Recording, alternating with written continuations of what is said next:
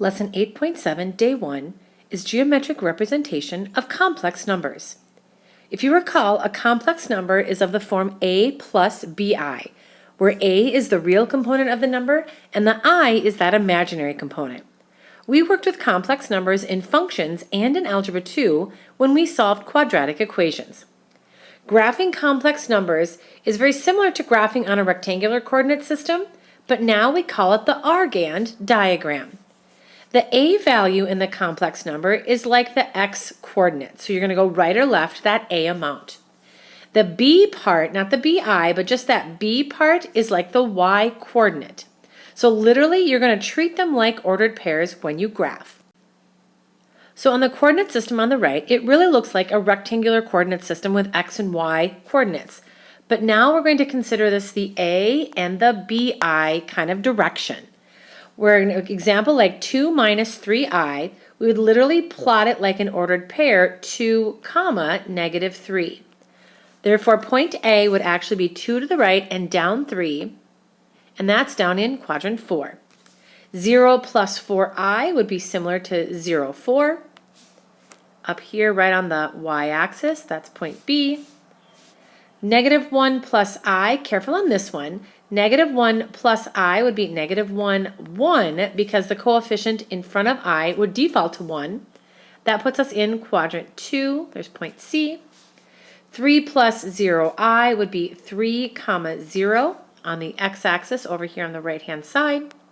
And then last but not least, negative 3 minus 5i, we would plot that as negative 3, negative 5. Now we're going to have to be particular, just like we were in 8.6, in making sure that we represent the correct location when we convert these to polar form. To convert a complex number from rectangular to polar, the a plus bi actually converts to a really unique looking kind of expression. It becomes r cosine theta, which sounds familiar to us, plus I times r sine theta. But instead of writing that out every single time, we're going to take the c from cosine, the I from the imaginary part of our complex number, and the s from sine in that order, and abbreviate it CIS. So our notation from complex form, or from rectangular form to polar, is going to be of the form r CIS theta. The converting should look very familiar to you. R squared, instead of equaling x squared plus y squared, is just going to be that a squared and b squared. Very similar to what we did in 8.6. And then from there, we'll take the square root and put plus or minus out in front, and we'll simplify. Tan theta, instead of doing y over x, we're now just going to do b over a, and then we'll take the inverse. So theta will equal tan inverse of b over a. So even though this is going to kind of look like a different form when we're done, I hope that this process at least sounds familiar to you, and that b is really bothering me. So I'm just going to make that, there we go, a little bit better. All right, so when we see something that's in polar form, it's going to look like this, 2 CIS 30. So here's our r value, and here's our theta.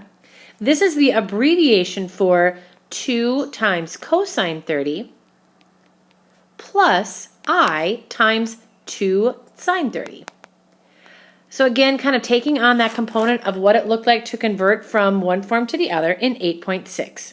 So here's how it works. Graph negative 1 minus 2i, then express in polar form.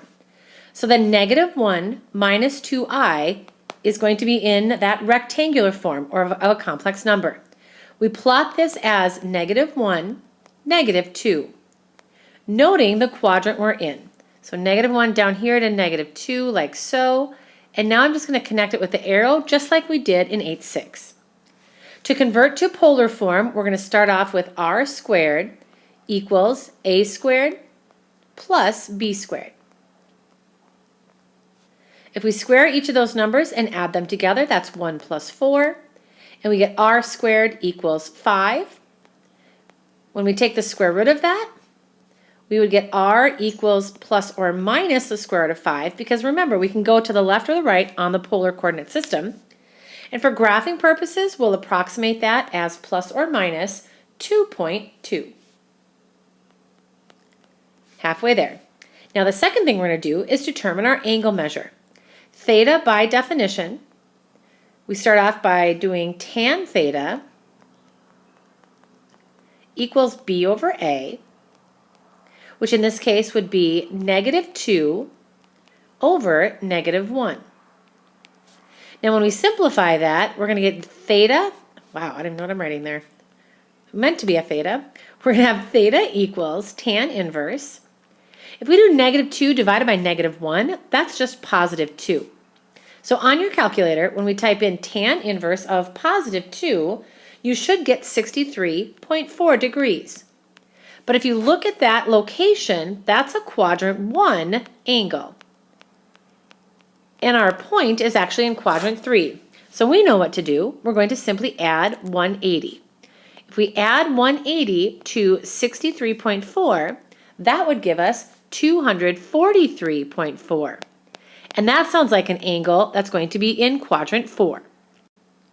And by quadrant 4, I mean quadrant 3.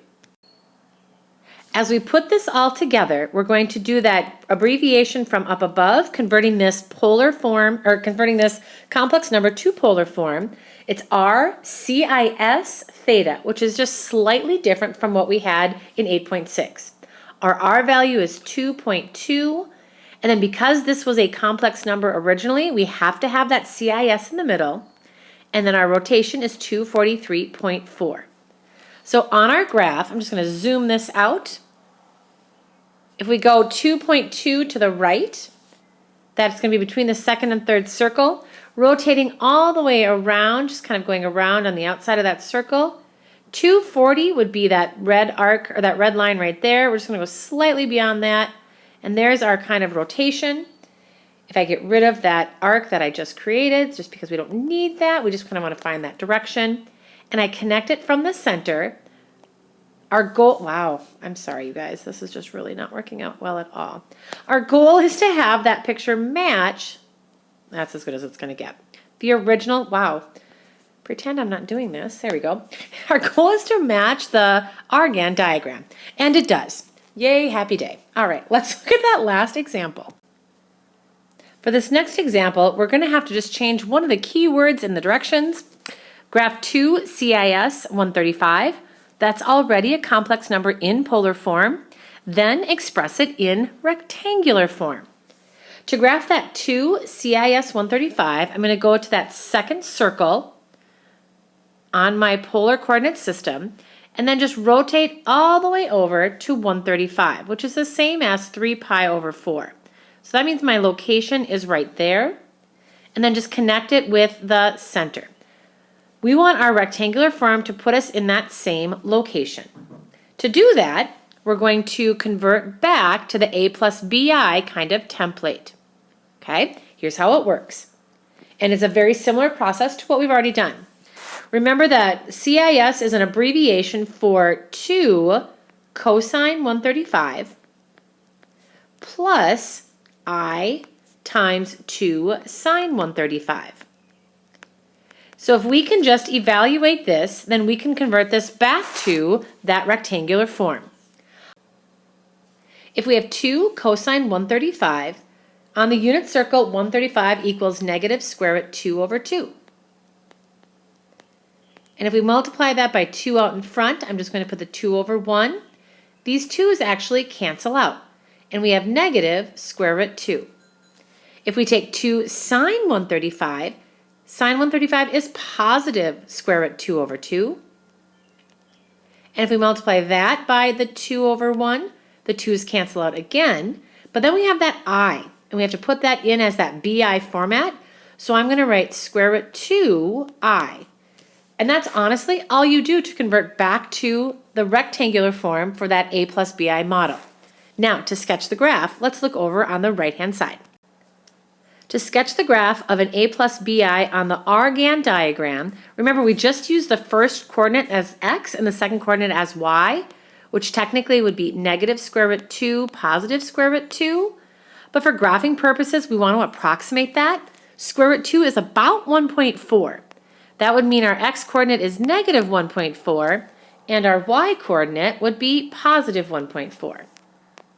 So on this Argand diagram, or this kind of like ABI coordinate system, didn't want that to go all crazy on me. If we go 1.4 to the left, about 1.5, and up, notice we're kind of right here in the middle of that dot, or in the middle of that square, like so. And our Argand diagram has rectangular coordinates that match the polar form. Whew, that is 8.7, day 1.